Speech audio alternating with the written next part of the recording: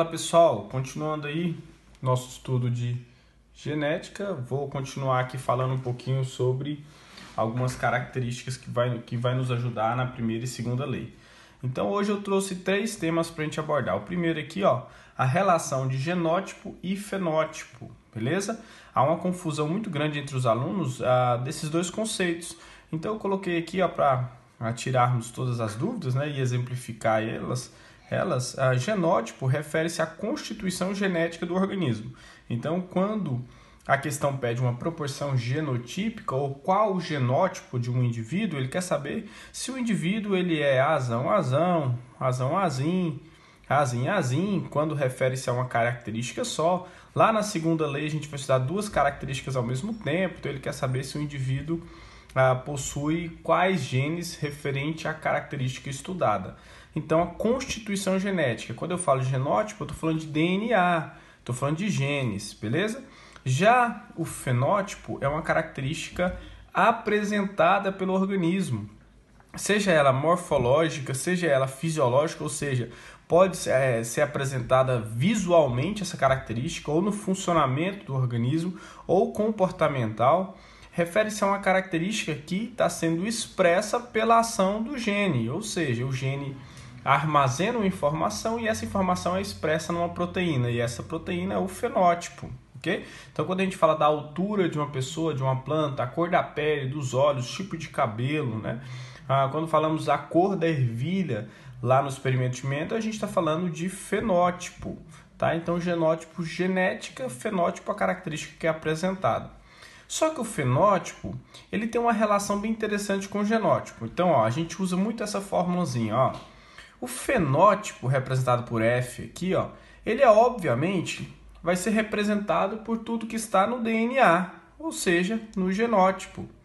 Tudo que está no genótipo vai ser expresso em proteínas. Beleza. Atualmente nós sabemos que a expressão desse gene ele pode ser influenciado por fatores ambientais. Em alguns casos, cuidado com isso, tá? Então aqui o meio ambiente ou um fator ambiental pode interferir na expressão desse gene, fazendo com que o fenótipo seja diferente, ou seja, um exemplo clássico disso é a cor da pele. Geneticamente, você tem lá os genes que codificam a cor da sua pele. Em alguns casos, a incidência da radiação, ou seja, da luz solar, pode interferir na expressão de algumas proteínas, onde a tonalidade da pele, que é o fenótipo, fica mais escura. Ocorre também em alguns animais, como alguns coelhos, quando são criados em temperaturas muito baixas, apresentam uma cor. Temperaturas mais altas apresentam outra cor de pelagem. Não é só isso, mas, por exemplo, a altura, sabemos que é uma característica genética, mas ela pode sofrer ação de fatores ambientais. Nós chamamos esse conjunto de fenótipos apresentados aí, possíveis pela ação do meio ambiente, de norma de reação. Norma de reação. O que quer dizer isso? É a quantidade possível de fenótipo apresentado, tá? Mediante as alterações ambientais. Significa o seguinte: há características genéticas que sofrem grande influência do ambiente. Há característica genética que não sofre ação do ambiente. A cor dos olhos, por exemplo, não vai sofrer a ação de um fator ambiental.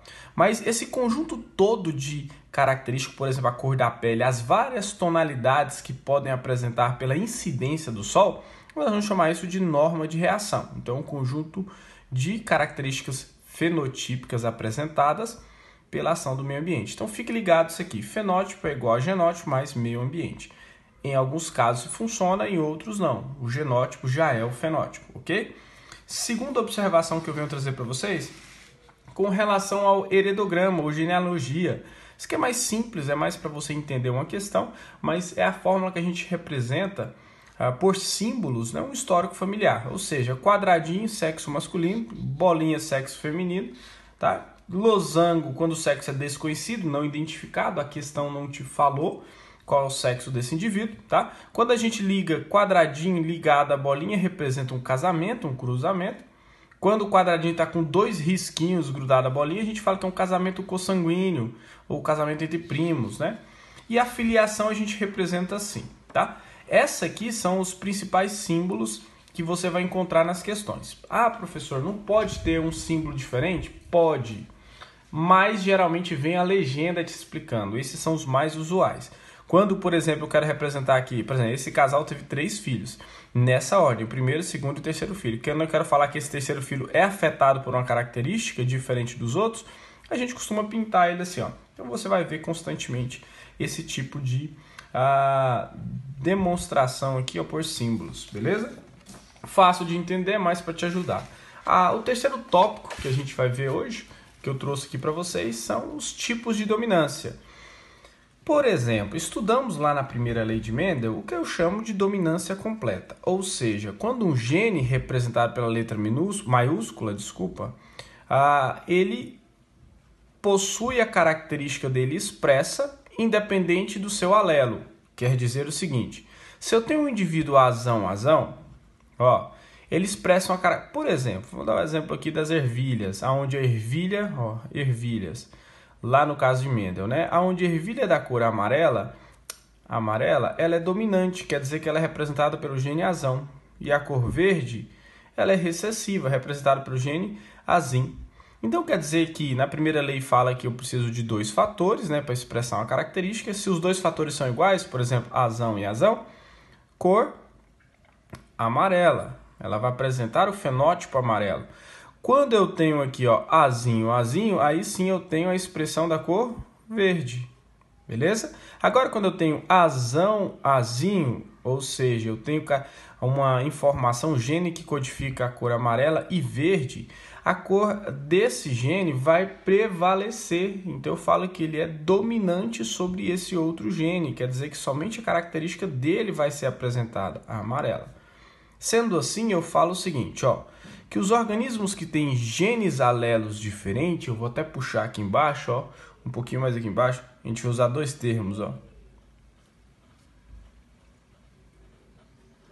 Heterozigoto e o outro termo, homozigoto. O que quer dizer isso? Ó, toda vez que esses 2 genes forem iguais, azão, ou azim, nós vamos falar que eles são homozigotos. Então, eu vou até colocar aqui, ó, genes alelos iguais, ok? E toda vez que a gente colocar um pouquinho para cá, genes alelos iguais, e toda vez que essas 2 informações forem diferentes, como aqui, ó, azão, azim, a gente vai falar que ele é heterozigótico. Então, eu vou colocar aqui, ó, genes alelos. O que são genes alelos? Genes que estão do lado, no cromossomos homólogos, né? Genes alelos diferentes. Beleza? Então, vamos já utilizar esse termo, ó, heterozigótico, também conhecido como híbrido, tá? E homozigótico, também conhecido como organismo puro. Heterozigótico, genes alelos diferentes. Então, vamos lá, voltando aqui. Esse organismo é homozigótico, esse aqui é homozigótico, genes alelos iguais. Esse é heterozigótico, genes alelos diferentes. O que é uma dominância completa? É quando o organismo heterozigótico possui o mesmo fenótipo, ou seja, apresenta a mesma característica do homozigótico dominante. Tá aqui, ó. Mesma característica do homozigótico dominante. Isso aqui seria um homozigótico recessivo. O homozigótico dominante possui o mesmo fenótipo do heterozigótico. Um gene dominou completamente outro. Vamos lá, dominância incompleta. Isso já não ocorre. Um exemplo que a gente tem bastante é da cor de pétalas, né, de algumas flores.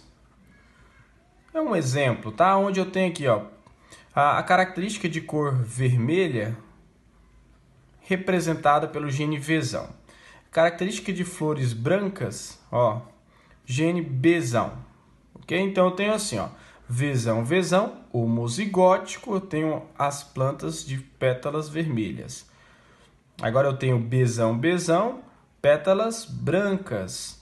Mas pode ocorrer um heterozigótico, ou seja, genes alelos diferentes. Então eu tenho assim, ó, Vzão, Bzão. Veja que eu não represento com a mesma letra, tá vendo? Que não há dominância, quer dizer que um gene não domina. A gente até fala que existe ausência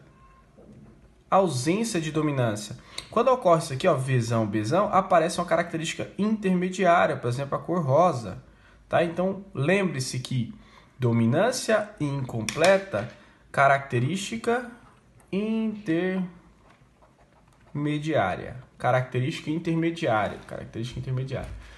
Como assim característica intermediária? Eu tenho aqui, ó, vermelho, branco e a característica intermediária. Lembrando que a gente fala de tipos de dominância, a gente analisa sempre o heterozigótico, característica intermediária, ok? E codominância, para a gente encerrar, eu vou colocar como exemplo aqui a cor de pelos de alguns animais. Por exemplo, pode ser de cachorro, de coelhos, né, de camundongos, onde eu tenho assim, ó, sei lá, a cor preta do pelo, tá, é codificado pelo gene Pzão. A cor branca, pelo gene Bzão. Quer dizer que o animal Pzão, ele é preto. Animal Bzão, ele é branco. O animal que nasce heterozigótico, Pzão, ele nasce preto e branco. Então, ó, as duas cores ao mesmo tempo. Então, eu vou colocar aqui uma setinha aqui, ó, para indicar, ó. No caso de codominância, ele vai apresentar dois fenótipos simultâneos, preto e branco. Tá? Então, a gente chama isso de codominância. Como é que eu vou saber disso, professor?